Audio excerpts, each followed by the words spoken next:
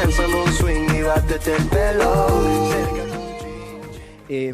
No sé ni cómo se dice, mira, no sé ni cómo se anuncia. Pero yo, que mi familia lo sabe, por supuesto, en 2 oportunidades abusaron de mí. En 2 oportunidades. Wow. Y yo soy una persona muy ansiosa. Y todo lo quiero ahora, y ya. Y voy como una topadora para llegar a lo que quiero hacer. Y quería ir a la casa de mi amigo. Y tenía 7 años. Y en donde vivía allá por zona norte, nosotros habíamos alquilado, antes de tener la casa que hoy en día mi vieja vive, habíamos alquilado una casa también. Y en esa casa estaba laburando una persona, y yo no la había visto tanto. Pero me acuerdo que cuando pasé caminando, yo estaba empecinado con llegar a la casa de mi amigo. Y cuando llego me lo encuentro a él, que ya lo tenía y lo había visto en un par de oportunidades. Y él estaba con un rastrillo. Y yo estaba del lado de la calle, un poco más de la vereda, un poquito más al fondo. Pero básicamente la distancia era como vos y yo. Sí. Y me empezó a hablar. Dije, bueno, pero en un momento en la charla, no me preguntes por qué, y es hasta el día de hoy que no sé qué es. Yo hablo con el psicólogo y no sé qué es. Se empezó a oscurecer todo. Dije, hay algo raro. Y yo soy una persona bastante intuitiva, el que me conoce. Entonces yo como que no sé por qué me quería ir. Y me empecé a alejar. Y cuando me empiezo a alejar, él empieza a notar que me estoy alejando. Tampoco voy a entrar en detalles porque la verdad es horroroso. Y no hay necesidad. Pero bueno, finalmente ocurre. Sí. Entramos, me arrastra hasta acá, ocurre, pasan... horribles. Y en otra oportunidad después también el tipo... Es una persona, entre comillas, que lo conocían. Entonces él también, a los lugares que yo frecuentaba, el tipo era como, ¿qué? ¿Cómo? Entonces, horrible. Yo estaba ahí, después de que había pasado eso. Un psicópata. Un psicópata. Y yo me acuerdo que me había ido corriendo. Me pasó y me fui corriendo, llorando, y no sabía a quién decirle. Y el tipo no lo vi más por un tiempo y después volvió. Entonces, todo ese año, en el lugar donde yo vivía, resultó ser una pesadilla.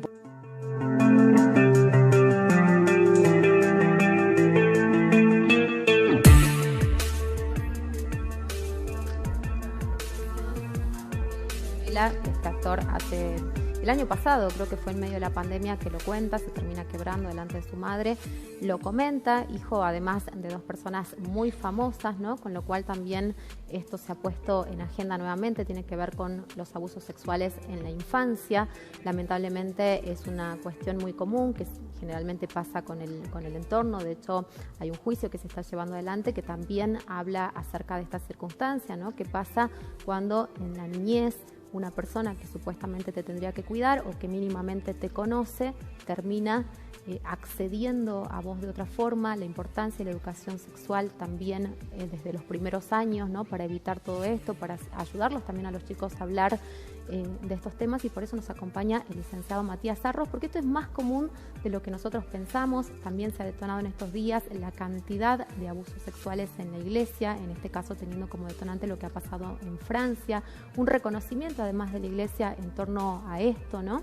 Así que creo que es un tema que tenemos que tocar, analizar seriamente y obviamente intentar preservar a nuestras infancias. ¿Cómo estás, Matías? ¿Cómo estás, Mabel? Todo bien. Bueno, la verdad es que uno escucha este tipo de relatos y medio que se te va poniendo la piel de gallina. Es algo bastante impactante y, como vos decís, siempre es bueno no sacar el pie o no que esté siempre en el tapete la discusión y la cuestión. A mí me parece fundamental que tenga que ver con la prevención, ¿no? Sí, sí. A veces los niños uno no dimensiona en el cuidado, se van para acá o para allá. Nosotros acá hemos hablado varias veces acerca del tema y decir, es preferible pecar por exceso a veces de cuidado en este tipo de temas, sí, que en otra cuestión. Hay algo curioso en este tema, y es que es muy difícil para los adultos o para todos comprender cómo es que ocurre el mecanismo, ¿no es cierto? Cómo alguien que es víctima de esto no denuncia en el momento, y hay que decir que... Y lo calla tanto tiempo, ¿no? Porque me imagino, bueno, cada uno lo procesa como puede también. Claro, y ahí está toda esta parte en donde el abuso tiene la característica de ser muy dañino, pero que encuentra su mayor grado de daño a posterior, no in situ, no en el momento. No es como otro tipo de trauma, supongamos, no sé, que tenés un accidente o que alguien te golpea, que hay daño físico visible o que te lesionás. En el abuso, como bien relata acá el hijo de Araceli, de Suárez, creo, de Adrián Suárez, sí. De Adrián Suárez, en el momento un niño no tiene la concepción de lo que significa realmente la sexualidad. Tiene un panorama muy 7 extraño. años tenía, si 7 mal no años. recuerdo. Sí, no hay concepción no hay noción de la sexualidad. Entonces el niño percibe, la psiquis percibe que hay algo que no está bien ahí. Claro, porque él dice, incluso antes de que esto ocurra, todo se puso negro, ¿no? Como Exacto. que de alguna manera él intuía que algo malo le iba a pasar en ese contexto. Sí, o que y se intuye en ese momento que algo malo pasó. Pero lo que pasa con la psiqui es que no logra dimensionar qué es lo que pasó. Por el momento, a los 7 años, la cabeza 7, 6, 8, 9, o sea, estamos hablando de que en ese momento la cabeza del niño detecta que hay algo que no estuvo bien, digamos, que es extraño, y por eso es que a veces no lo cuenta, no sabe con exactitud qué es lo que estuvo mal hasta que se hace más grande. Descubre la sexualidad, tiene mayor instrucción, tiene mayor información, y cuando esa información entra al cerebro es cuando genera el daño, digamos, cuando hace que explote. De hecho, la cabeza a veces hace un mecanismo como el que vimos, y es que los niños sufren el abuso, entienden que algo estuvo mal, pero la cabeza inmediatamente como que lo borrara, intenta autopreservarse la mente en ese punto. Hace como si lo borrara y después con el tiempo, cuando tenga nueva información, eso explota. Puede cursar con ataques de pánico, puede cursar con A él le pasó con una dificultades en lo noticia. social. Dicen que ellos estaban viendo la tele, seguramente Lo alguna escuché. noticia relacionada con este tema, y que él quiebra en llanto, como que se desvanece, como que entra en shock de Claro, alguna forma. ahí viene el impacto, queda eso como latente, Sí. y eso es lo que a veces nos es difícil comprender, o le es difícil comprender a la gente, porque siempre que uno ve esta noticia uno se pone mal y inmediatamente la gente tiene la tendencia, uy, pero ¿cómo no contó, cómo no dijo, cómo no? No se puede porque los niños no están capacitados para eso. ¿Cómo se puede prevenir algo de esto? Sí. Por eso es importante que nosotros decimos siempre tener un correcto diálogo con nuestros hijos, que nos cuenten todo lo que sean capaces ellos de contarnos todo lo que les pasa. Por ahí alguno puede ser víctima de un abuso y contarlo al pasar y ni siquiera haberlo notado, entonces será potestad de nosotros actuar. También es muy importante el momento en el que se detecta un abuso. Cuanto más tempranamente se detecta, mayor podemos atenuar el daño. El abuso sexual es una situación muy dañina, genera un daño bastante amplio en la psiquis, y es muy importante que no solamente prevenir que no ocurra, porque a veces son situaciones como estas, es decir, eventualmente fulanito va a la casa de menganito, en el colegio, en la escuela o algún familiar, Sí. Y eso también es importante que los adultos lo sepamos. Una vez inmediatamente detectado, es muy importante para que el trauma no sea tan grande, actuar como corresponde. Es decir, no minimizar, no tratar a las cosas. Acá hemos tenido en la provincia, hay otro juicio famoso en el caso Teruel, que Sí. un abuso sexual no es una pendejada, los dichos de Teruel que lamentables, pero entonces, ¿cómo actúa un adulto una vez que se detecta eso? Es muy importante. Que uno tenga que recurrir a las autoridades, que hacer la denuncia, que proteger. Eso tiene una función en la psiquis de la víctima tan importante, que es casi, yo te diría, es determinante para bajar el daño. Eso puede bajar el daño al mínimo posible. Que él lo haya hablado, que él lo haya podido exteriorizar, porque también nos llamaba la atención, ¿no? Esto que vos decías.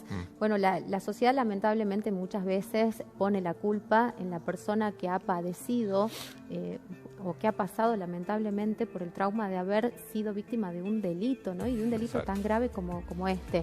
Creo que en este caso no se ha dado tanto, sí se da mucho más en el caso de las mujeres, cuando hablan, cuando se animan a hablar. Otro caso emblemático que lo dijo muy de adulto ya, fue Luis Ventura, que también en algún momento se quebró y lo contó, ya desde otro lugar, y que después dijo que recibió muchas llamadas de personas comentándoles que en la misma institución educativa habían sido abusados por otras dos personas que se reiteraban en todos los casos. Claro, ¿no? es que a veces la visibilización de un caso abre el panorama para que otros se animen. Es muy importante, como vos decías, para quien lo padeció, poder exteriorizarlo. O sea, que pueda contarlo ya de adultos a veces, a abusos que las personas sufrieron de niños, por lo menos poder contarlo en algún círculo de confianza trae ya algún alivio. Pero yo te decía, es doble. Una parte de la recuperación es que uno pueda hablar de eso y reconocerse como víctima, que quiere decir reconocer que uno no tuvo culpabilidad en eso. Es decir, que eso ¿Hay algún intento de preservación de la familia también por parte de la persona que por ahí lo oculta o lo mantiene, digamos, en esta cuestión de no poder decirlo? A veces sí, y en ese punto hay que decir que vamos a tirarle la pelota a la familia. Es responsabilidad de la familia, es decir, por algo la familia no ha generado la confianza para que alguien, sintiéndose amenazado o que ha sentido que ha sido dañado, tenga la capacidad de decir: hay algo acá que no estuvo bien, me dañaron, me atacaron, porque es un ataque, es agresión. Entonces, ahí hay veces que en las familias pregonan demasiado acerca de, antes se usaba más, ¿no? Pero los trapitos sucios se lavan en casa, estas cosas de que...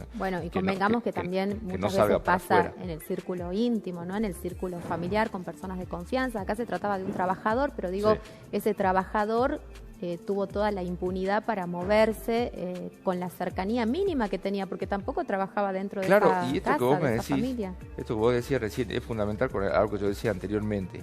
A veces la familia, los niños, hacen el esfuerzo enorme de contar lo que les pasó con algún familiar, con alguna persona cercana, con algún amigo de la familia o qué sé yo.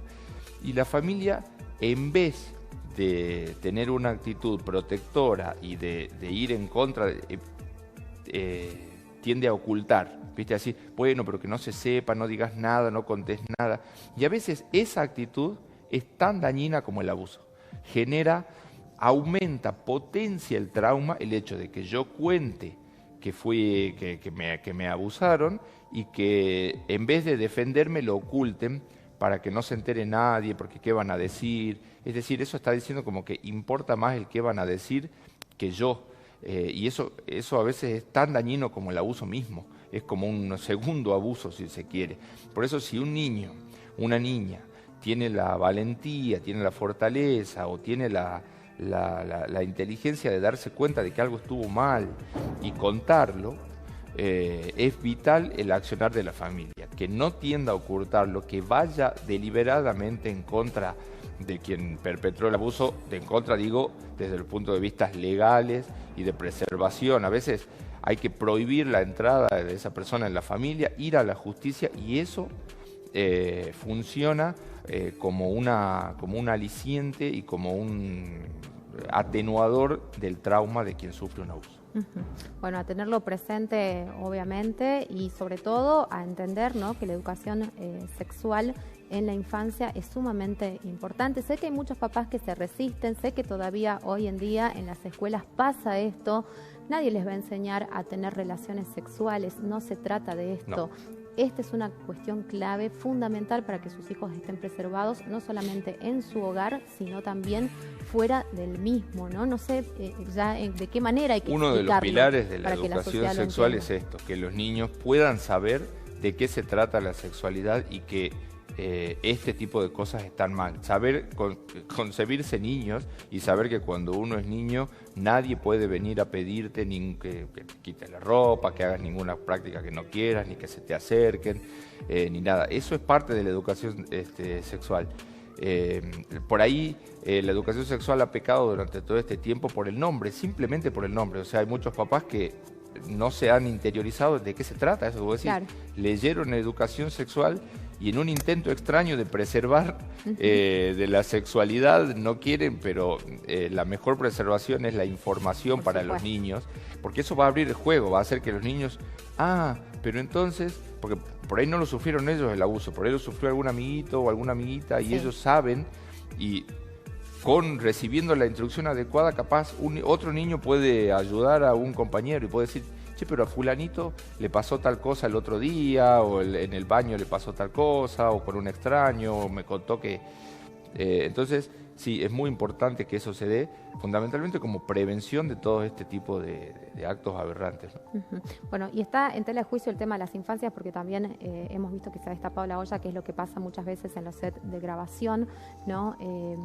De las tiras, que pueden ser las telenovelas, las series, bueno, las cosas que han ocurrido también en nuestro país, que en algún momento yo lo hablaba con un ministro de Trabajo hace mucho tiempo y le ponía énfasis en esto también, ¿no? Porque se permitía, digamos, por un lado, que ese tipo de trabajo artístico se dé, obviamente son necesarios los niños en la ficción, pero esto demanda mucho tiempo de ellos y bueno, y también las cuestiones colaterales que conlleva, ¿no?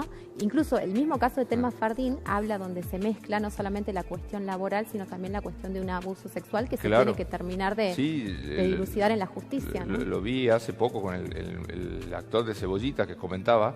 Claro, se piensa a veces que los niños actuando es como que se están divirtiendo, la están pasando re bien porque están en la tele. La verdad que grabar una tira o grabar para la televisión no es tan divertido, digamos. O sea, grabar requiere muchas horas, son muchas horas de trabajo. O sea, de repetir una y otra vez las tiras, de tener que estudiar guiones. O sea, no es sencillo, es un trabajo. Y a veces hay condiciones para que los niños trabajen que, claro, están en ese punto, no se respetaban y no sé si hoy en día aspiro a que se respeten un poco más. Pero es maltrato, lisa y llanamente. Y es curioso, como vos decís, cómo uno se escandaliza si vas a un bar y ves a un niño trabajando, pero no se escandaliza. Está mal también. Claro, está mal. Uno debería escandalizarse por las dos cosas, ¿no? Porque tal cual, las dos están igual de mal. Por supuesto que sí. Muchísimas gracias, Matías. ¿Dónde te encuentran? A ver. En Espacio Icar, en Instagram o en Face también, Espacio Icar. Estamos lanzando unos talleres de infancia ahora también. Bueno, y nueva dirección. Pispiar ahí, exacto, Alvear 536. Muchísimas gracias. Gracias como siempre. Nos vamos a la pausa. Quédate ahí, ya volvemos.